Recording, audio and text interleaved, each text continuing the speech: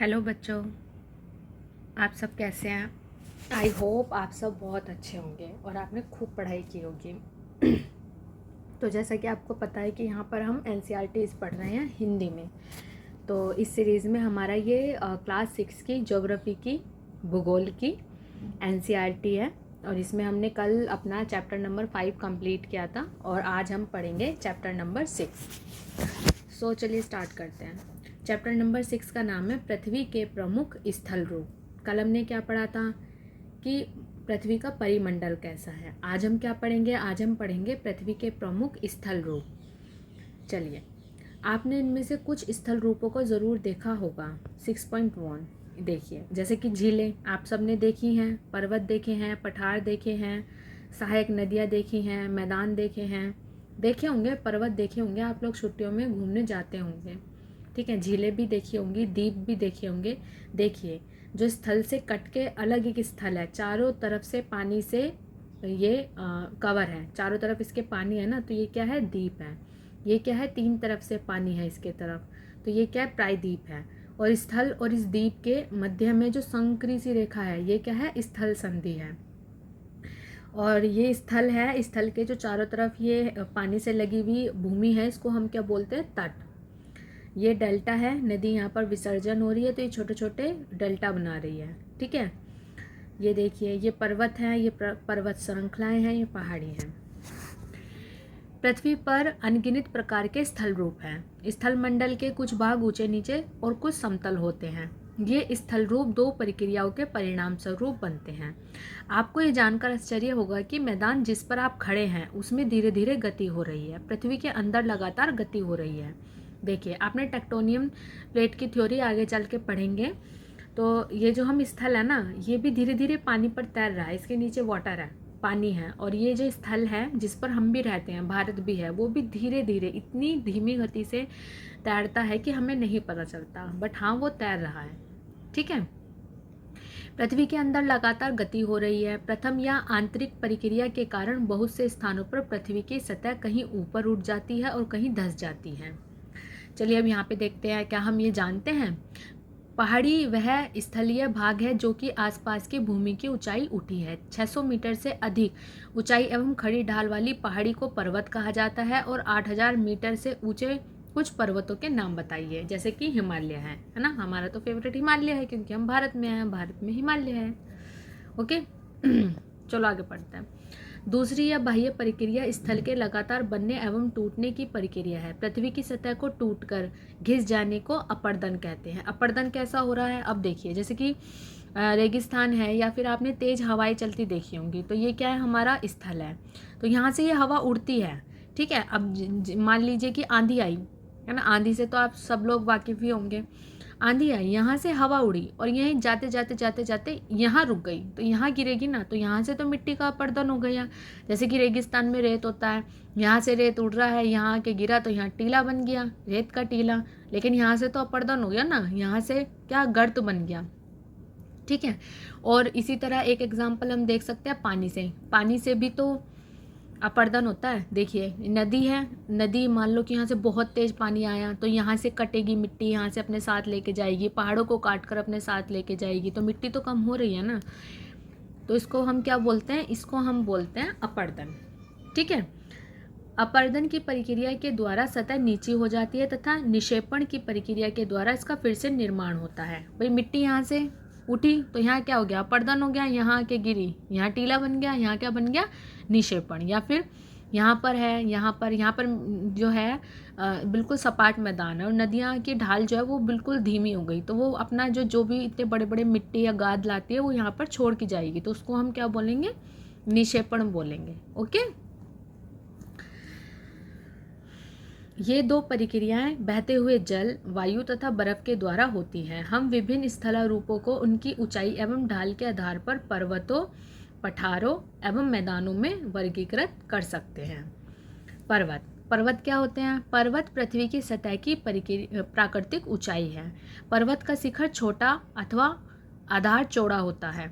यह आसपास के क्षेत्र से बहुत ऊंचा होता है। कुछ पहाड़ बादलों से भी ऊंचे होते हैं। जैसे जैसे आप ऊंचाई पर जाएंगे जलवायु ठंडी होती जाती है। कुछ पर्वतों पर हमेशा जमी रहने वाली बर्फ़ की नदियाँ होती हैं, उन्हें हिमानी कहा जाता है। जैसे कि आप देखते होंगे लद्दाख में, लद्दाख से ऊपर जाते हैं, हिमालय की ऐसी रेंज पर जाते हैं तो वहाँ पे हमेशा ही बर्फ़ जमी रहती है 12 के 12 महीने, तो उनको हम क्या बोलते हैं, उन्हें हम बोलते हैं हिमानी।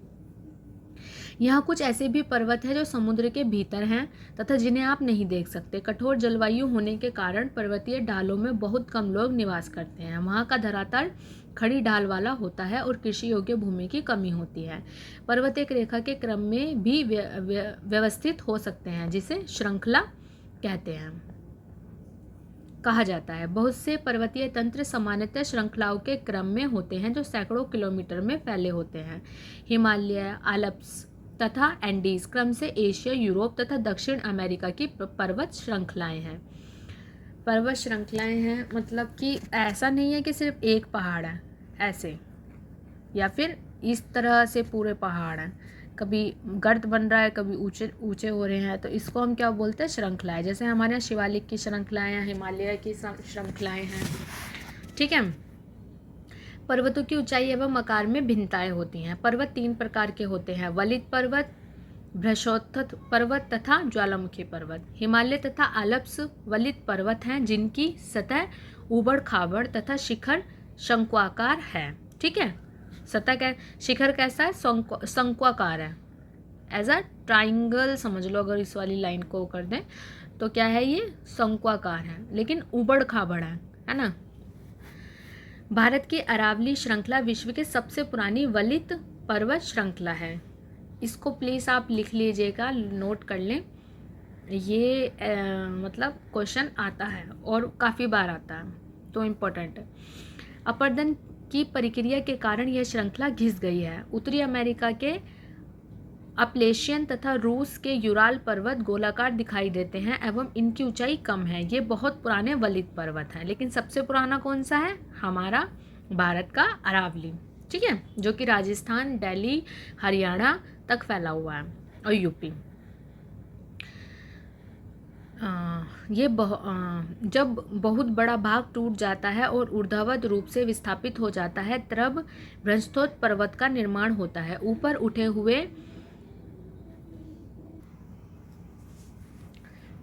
हुए खंड को उत्खंड तथा नीचे धसे हुए खंडों को द्रोणिका भ्रंश कहा जाता है। यूरोप की राइन घाटी और वोस्जेस पर्वत इस तरह के पर्वत तंत्र के उदाहरण हैं।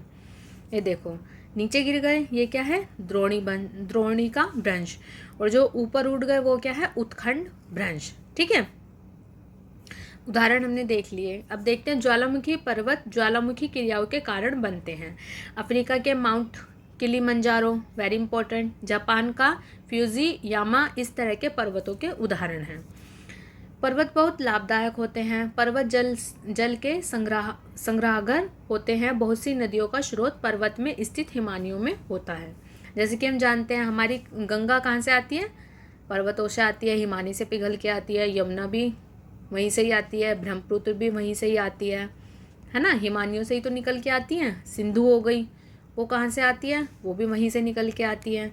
तो ये क्या है, ये मानसूनी नदियाँ नहीं है, ये क्या है, हमारी हिमानी नदियाँ हैं, ठीक है। पर्वतों के जल का उपयोग सिंचाई तथा पन बिजली के उत्पादन में भी किया जाता है। नदी, घाटियाँ तथा वेदिकाएं कृषि के लिए उपयुक्त होती हैं। पर्वतों में अलग अलग प्रकार के वनस्पतियाँ तथा जीव जंतु पाए जाते हैं। वनों से हमें ईंधन, चारा, आश्रय तथा दूसरे उत्पादन जैसे गोंद, रेजिन इत्यादि प्राप्त होते हैं। सैलानियों के लिए पर्वतीय भाग उपयुक्त स्थान है। वे पर्वतों की यात्रा उनकी प्राकृतिक सुंदरता को देखने के लिए करते हैं, यानी कि टूरिस्ट, ओके। विभिन्न प्रकार के खेल जैसे हैंग ग्लाइडिंग, रिवर राफ्टिंग इत्यादि खेले जाते हैं। ये देखिए, ये ज्वालामुखी पर्वतों के उदाहरण हैं। पहले यहाँ से जो मतलब ज्वालामुखी की तरह ये ऊपर उठे, इनमें से कुछ निकला, फिर वो ठंडा हुआ, बहा, अब वो ठंडा हो चुका है, वो पिघल नहीं रहा है। तो अगर वो हिमानी या फिर मतलब ऊपर उठ गए हैं तो वहाँ पर बर्फ़ भी जम गई है, ठीक है। अत्यधिक दाब से मैग्मा का निर्माण। अब हम पढ़ते हैं पठार, ठीक है। पठार उठी हुई एवं सपाट भूमि होती है। यह आसपास के क्षेत्रों से अधिक उठा हुआ होता है तथा इसका ऊपरी भाग मेज के समान सपाट होता है। पहाड़ कैसे थे? शंक्वाकार थे। पठार कैसे हैं? ऊपर की मेज की तरह सपाट है। ठीक है, ये क्या है? पठार। ये क्या है? पर्वत। किसी पठार का एक या एक से अधिक किनारे होते हैं जिनके ढाल खड़े होते हैं। पठारों की ऊंचाई प्राय कुछ 100 मीटर से लेकर कई हजार मीटर हो सकती है। पर्वतों की तरह पठार भी नए या पुराने हो सकते हैं। भारत में ढक्कन पठार पुराने पठारों में से एक है। केन्या, तंजानिया तथा युगांडा का पूर्वी अफ्रीका पठार एवं ऑस्ट्रेलिया का पश्चिमी पठार इस प्रकार के उदाहरण हैं।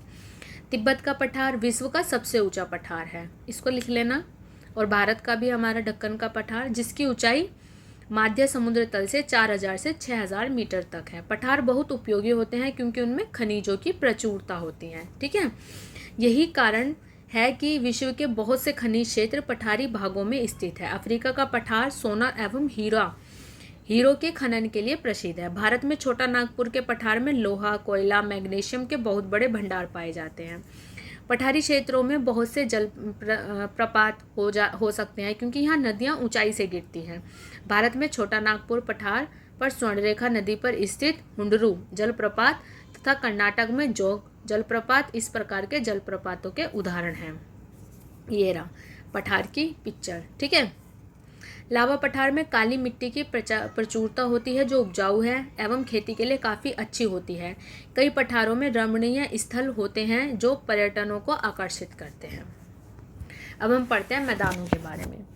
मैदान समतल भूमि के बहुत बड़े भाग होते हैं। वे सामान्यतः माध्यम समुद्री तल से 200 मीटर से अधिक ऊंचे नहीं होते। कुछ मैदान काफ़ी समतल होते हैं, कुछ उर्मिल तथा तरंगित हो सकते हैं। अधिकांश मैदान नदियों तथा उसकी सहायक नदियों के द्वारा बने हैं। नदियां पर्वतों के ढाल पर नीचे की ओर बहती हैं और उन्हें अपरदित कर देती हैं। वे अपरदित पदार्थों को अपने साथ आगे की ओर ले जाते हैं और अपने साथ ढोए जाने वाले पदार्थों जैसे पत्थर, बालू, सिल्ट को वे घाटियों में निक्षेपित कर देते हैं। इन्हीं निक्षेपों से मैदानों का निर्माण होता है, जैसे कि दोआब क्षेत्र, गंगा और यमुना के बीच का क्षेत्र। दोआब का मतलब होता है दो नदियों के बीच का क्षेत्र। अब देखिए ऊपर से पहाड़ों पे से पत्थर ला रहे हैं, मतलब इतनी सारी अच्छी मिट्टी ला रहे हैं उर्वरक, तो जब उसमें कृषि करेंगे तो वो सपाट मैदान में आके फैला देते हैं और फिर उसके बाद वो चले जाते हैं। नदियाँ छोटी होती चली जाती हैं, फिर वो जाके समुद्र में आगे जाके मिल जाती हैं, लेकिन वो हमारे लिए बहुत सारी अच्छी चीज़ें छोड़ के चली जाती हैं जो कि मिट्टी के रूप में हमारी जो ऊपरी जो परपटी है उसमें मिल जाती है। सामान्यतः मैदान बहुत अधिक उपजाऊ होते हैं। बताया जब ऊपर से इतने अच्छी अच्छी चीज़ें लाई गई और उनका अपर्दन हो के वो रिफ्रेश भी हो रही हैं तो उपजाऊ तो होगी। यहाँ परिवहन के साधनों का निर्माण करना आसान होता है, इसलिए मैदान विश्व के सबसे अधिक जनसंख्या वाले भाग होते हैं। परिवहन क्या होता है भाई? देखो, अगर हम पहाड़ों पे गाड़ियाँ कुछ भी लेके जाएंगे तो उसमें प्रॉब्लम तो होगी। अगर हम जानवर को भी लेके जाएं प्रॉब्लम होगी, लेकिन सपाट मैदान में गाड़ी चलाने में, जानवरों को जाने में किसी भी तरह की प्रॉब्लम नहीं होगी। ठीक है, इसलिए मैदान विश्व के सबसे अधिक जनसंख्या वाले भाग होते हैं। नदियों के द्वारा बनाए गए कुछ बड़े मैदान एशिया तथा उत्तरी अमेरिका में पाए जाते हैं। एशिया में स्थित भारत में गंगा एवं ब्रह्मपुत्र का मैदान तथा चीन में यांगत्से नदी का मैदान इसके प्रमुख उदाहरण हैं। मैदान मनुष्यों के रहने के लिए सबसे उपयोगी क्षेत्र होते हैं। यहाँ की जनसंख्या बहुत अधिक होती है क्योंकि मकानों को बनाने तथा खेती के लिए यहाँ समतल भूमि की प्रचुरता होती है। उपजाऊ मिट्टी के कारण यह भाग खेती के लिए काफ़ी उपयुक्त होता है। भारत में गंगा का मैदान देश में सबसे अधिक जनसंख्या वाला क्षेत्र है। ओके, स्थल रूप एवं लोग। स्थल रूपों की विभिन्नताओं के अनुरूप ही मानव विभिन्न प्रकार से जीवन यापन करते हैं। पर्वतीय क्षेत्रों का जीवन कठिन होता है। मैदानी क्षेत्रों का जीवन पर्वतीय क्षेत्रों की तुलना में सरल होता है। मैदानों में फसलें, ये देखिए मैदान में फसलें कितने आराम से लोग कर पा रहे हैं। अब पहाड़ों में ऐसा थोड़ी संभव है, इसलिए तो सीढ़ी नुमा चीज़ें बनाकर खेती करते हैं। चलो आगे बढ़ते हैं। घर बनाना या सड़कें बनाना पर्वतीय क्षेत्रों की तुलना में अधिक आसान होता है। विभिन्न प्रकार के स्थल रूपों पर रहने वाले लोगों के रहन सहन के तरीकों में कुछ अंतर होता है। क्या आप उनमें से कुछ अंतरों को बता सकते हैं? हाँ भाई, पहाड़ों पे रहते हैं तो वहाँ पे जो एटमॉस्फेयर होगा उसके हिसाब से रहेंगे, उसी के हिसाब से वहाँ पर जानवर होंगे, उसी के हिसाब से वहाँ पर कपड़े पहनेंगे, वहाँ ठंड होगी, क्योंकि वो हमारी सतह से ऊपर जा रहा है। तो मैंने आपको बताया था वायुमंडल में कि जब हम ऊपर जाते हैं सौरमंडल की तरफ तो टेम्परेचर कम होता है, तो ठंड होगी तो ठंडे कपड़े। मैदानों में क्या है, एकदम से हीट आ रही है, पृथ्वी गर्म हो रही है तो ज़्यादा गर्मी होती है। ठीक है। कभी कभी प्राकृतिक आपदाएं जैसे भूकंप, ज्वालामुखी, उद्गार, तूफान या बाढ़ बहुत विनाश कर देते हैं। इन आकस्मिक घटनाओं के बारे में जागरूकता पैदा करके हम इनके आने वाले खतरों को कम कर सकते हैं। हम कितने तरीकों से जल एवं स्थल को उपयोग में ला सकते हैं, इसका पता हम अपने आसपास के क्षेत्र से लगा सकते हैं। प्राय हम स्थल का उपयोग गलत तरीके से करते हैं, जैसे उपजाऊ भूमि पर मकानों का निर्माण करना। इसी प्रकार हम लोग कूड़ा किसी भी भूमि पर या पानी में फेंक देते हैं, जो कि उन्हें गंदा कर देते हैं। हमें प्रकृति के इस महत्वपूर्ण वरदान का उपयोग इस प्रकार नहीं करना चाहिए। उपलब्ध भूमि केवल हमारे ही उपयोग के लिए नहीं है, यह हमारा कर्तव्य है कि हम आगे आने वाले पीढ़ियों के लिए पृथ्वी को संरक्षित रखें। अब आप एक बात बताइए, SDG गोल्स के बारे में तो आपने पढ़ा होगा। अगर आप किसी कॉम्पिटिटिव एग्ज़ाम की तैयारी कर रहे हैं तो सस्टेनेबल डेवलपमेंट गोल्स के बारे में आपने ज़रूर पढ़ा होगा। तो हम क्यों कर रहे हैं? अब आप सोचिए कि हम आज ही सब कुछ यूज़ कर लें, या जब तक हम जिंदा हैं तब तक ही सब यूज़ कर लें। हमारे से जो पहले हमारी जनरेशन थी वो ये सोचती कि आज ही सारा पेट्रोल ख़त्म कर दें, आज ही सारा पानी गंदा कर दें, तो क्या होता? आज हम यहाँ जी रहे होते या इस कंडीशन में होते? नहीं होते। तो ये हमारा मतलब जन्म से अधिकार तो है स्वच्छ पर्यावरण में रहना, लेकिन ये हमारा उतना कर्तव्य भी है कि हम अपने आने वाली पीढ़ी को ये जैसे हमें तोहफे में मिला है इसी तरह हम भी उनको तोहफे में ये दे के जाएं। ठीक है। और फिर हमारी वजह से इंसानों ने सब कुछ अपनी सुविधा के लिए बनाया, लेकिन जो जानवर हैं, जो पक्षी हैं, उनको ज़्यादा प्रॉब्लम हो रही है। इंसान ने फिर भी इसका अल्टरनेटिव ढूंढ लिया और प्रकृति को नुकसान पहुंचाने के लिए, लेकिन क्या हो रहा है, जानवरों के पास तो नहीं है, तो वो तो बेचारे या तो मर रहे हैं या विलुप्त हो रहे हैं। तो इसलिए ये हम सबकी पृथ्वी है, तो हमें सबको मिलकर ही इसका ध्यान रखना है। स्वच्छ भारत मिशन स्वस्थ शरीर में स्वस्थ मस्तिष्क निवास करता है। आप और स्वस्थ शरीर के लिए स्वस्थ पर्यावरण, विशेष रूप से साफ जल, वायु, स्वच्छ वातावरण प्राथमिक आवश्यकताएं हैं। इन सभी प्राथमिक आवश्यकताओं को सभी लोगों को सुलभ कराने हेतु भारत सरकार द्वारा स्वच्छ भारत मिशन कार्यक्रम चलाया जा रहा है। अब आप समझे क्यों इम्पोर्टेंट है इतना? चलिए, हमारा चैप्टर ख़त्म होता है। इसके क्वेश्चंस देख लेना, कोई डाउट हो तो आप लोग पूछ लेना। और देखिए, हमारा इनिशिएटिव है कि हम NCERTs को हिंदी में कवर कराएं। लाइन टू लाइन में इसलिए पढ़ा रही हूँ क्योंकि इसमें ज़्यादा कुछ इंपॉर्टेंट तो होता नहीं है, खासकर 6th क्लास के NCERT में। मैं आपको 4-5 पॉइंट 5 मिनट में पढ़ा के चली जाऊँ, ऊपर से आपके समझ में आए, तो वो भी ठीक नहीं है। इसलिए मैं लाइन टू लाइन समझा रही हूँ कि 20 मिनट की ज़्यादा से ज़्यादा 20 मिनट की वीडियो बनती है, तो उसमें आप एक बार गो थ्रू हो जाओ पूरे चैप्टर से, और जो की पॉइंट बताती हूँ उनको नोट डाउन कर लो। सेकेंड टाइम में आप सिर्फ वो पढ़ लो, तो ये आपके लिए बहुत फ़ायदेमंद रहेगा। ठीक है। सो चलिए, मिलते हैं नेक्स्ट वीडियो में और नेक्स्ट चैप्टर के साथ। इतने आप सब अपना ध्यान रखिए, पढ़ाई करते रहिए। कोई भी डाउट हो तो प्लीज़ कमेंट सेक्शन में आप मुझसे पूछ सकते हैं। और प्लीज़ बताइए कि लेक्चर कैसा है, इसमें क्या इम्प्रूवमेंट किए जा सकते हैं। और thank you for watching and take care. Bye bye.